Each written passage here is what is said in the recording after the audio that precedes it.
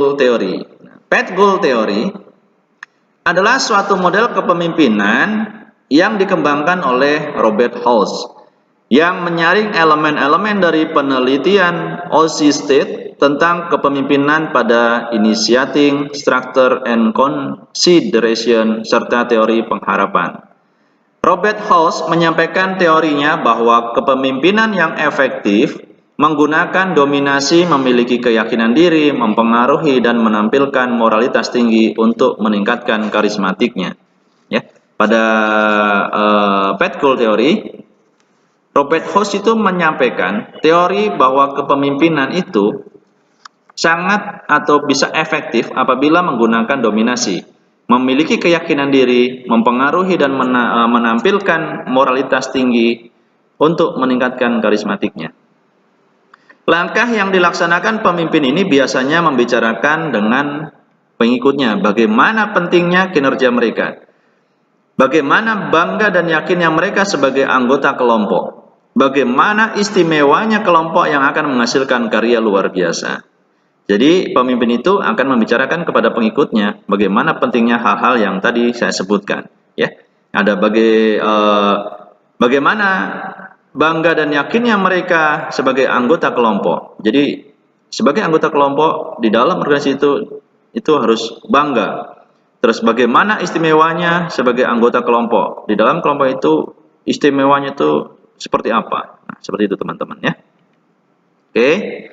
Dasar dari teori ini adalah merupakan tugas pemimpin untuk membantu anggotanya dalam mencapai tujuan mereka dan untuk memberi arahan dan dukungan atau keduanya yang dibutuhkan untuk menjamin tujuan mereka sesuai dengan tujuan kelompok atau organisasi secara keseluruhan.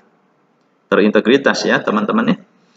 Istilah Pat Gould ini datang dari keyakinan mereka, pemimpin yang efektif memperjelas jalur untuk membantu anggotanya dari awal sampai ke pencapaian tujuan mereka dan menciptakan penelusuran di sepanjang jalur yang lebih mudah dan mengurangi hambatan dan pitfalls. Nah, menurut teori Pat Gould Theory, suatu perilaku pemimpin dapat diterima oleh bawahan pada tingkatan yang ditinjau oleh mereka sebagai sebuah sumber kepuasan saat itu atau masa mendatang.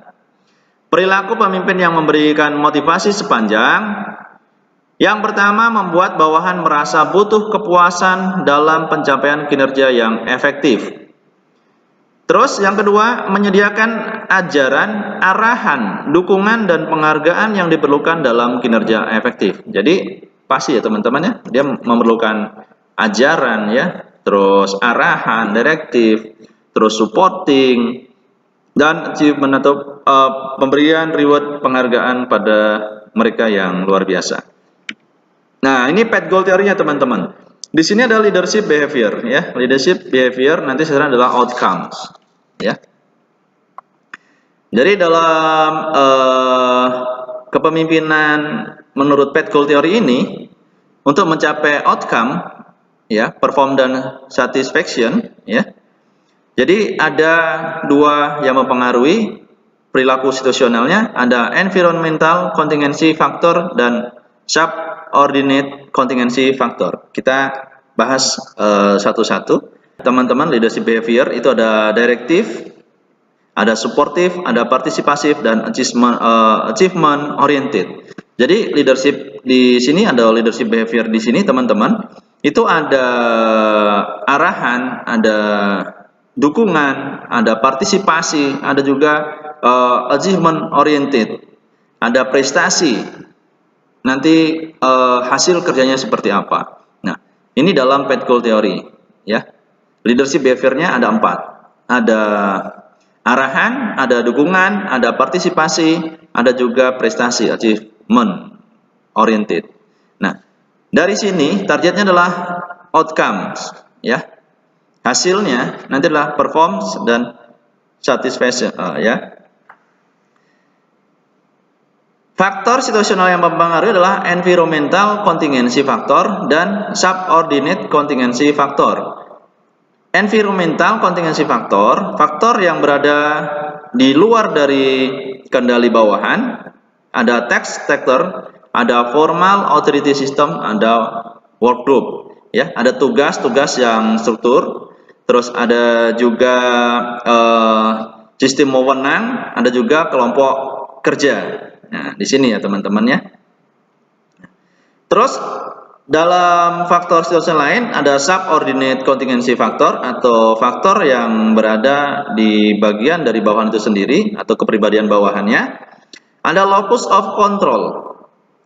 Sejauh mana orang itu percaya ya teman-teman ya, atau personality-nya. Terus experience, ada pengalaman, ada perceived ability, ada abilities atau kemampuan. Nah, inilah faktor-faktor situasional yang mempengaruhi nanti terhadap outcomes. Ada performance dan satisfaction.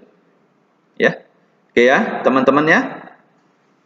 Jadi ada hasil, pasti ada kepuasan ya. Kalau bagus dari ini semua nanti akan hasilnya juga bagus. Nah, inilah path goal teori ya teman-teman ya. Mudah-mudahan teman-teman bisa memahaminya bahwa untuk mencapai outcomes ini ada faktor situasional yang mempengaruhi, ada environmental contingency factor dan ada subordinate contingency factor. Jadi ini faktor di luar dari pribadi bawahannya, kalau ini adalah faktor inherent atau dalam dari bawahannya itu sendiri. Ada locus of control, ada experience, ada perceived ability. Kalau yang environmentalnya ada task structure, ada formal authority system, ada work group. Ya, ada tugas terstruktur, ada sistem wewenang, ada juga kelompok kerja. Kalau di sini adalah locus of control itu sejauh mana sih orang percaya atau kepercayaan kepada seseorang, ya, atau personality lah. Yang ini adalah experience, pengalaman, ability itu kemampuan. Oke, kita lanjutkan. 4 perilaku pemimpin.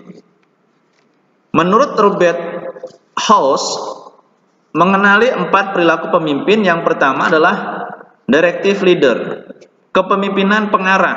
Yang kedua adalah supportive leader, kepemimpinan mendukung. Yang ketiga adalah participative leader, kepemimpinan partisipatif. Yang keempat, achievement oriented leader, kepemimpinan berorientasi prestasi. Nah, tadi sudah dijelaskan di awal. Nah, di sini ya teman-teman ya. Leadership atau leader behavior itu ada directive, ada supportive, ada partisipatif dan ada achievement oriented. Nah, di sini ya teman-teman ya. Ada arahan, ada dukungan, ada partisipasi dan ada prestasi ya. Model path goal. Model path goal menganjurkan bahwa kepemimpinan terdiri dari 2 fungsi dasar. Yang pertama adalah memberi kejelasan alur. Maksudnya, seorang pemimpin harus mampu membantu bawahannya dalam memahami bagaimana cara kerja yang diperlukan di dalam menyelesaikan tugasnya. Jadi jelas teman-teman, memberikan arahan, membantu, menyiapkan tugas-tugas mereka sampai bawahannya itu jelas. Fungsi yang kedua, meningkatkan jumlah hasil atau reward bawahannya dengan memberi dukungan dan perhatian terhadap kebutuhan pribadi mereka. Ya, jelas ya, karena di sini tadi ada orientasi prestasi atau achievement oriented ya. Nah, oke, kita lanjutkan. Nah, ini slide yang ditunggu-tunggu teman-teman ya. Terima kasih. Oke ya teman-teman ya. Mudah-mudahan apa yang saya sampaikan tadi bisa membantu teman-teman dalam memahami teori kepemimpinan atau jenis kepemimpinan, situational approach dan path goal teori. Dan juga bisa menjawab pertanyaan-pertanyaan nanti di dalam forum diskusi ataupun di dalam kuis yang akan kami berikan. Terima kasih atas perhatiannya, mudah-mudahan bisa membantu, berguna dan bermanfaat. Kurang lebihnya mohon dimaafkan, karena kesempurnaan itu hanya milik Tuhan, Allah yang Maha Kuasa. Kalau kekurangan pasti milik kita semua. Oke ya, terima kasih, sampai ketemu lagi di sesi berikutnya.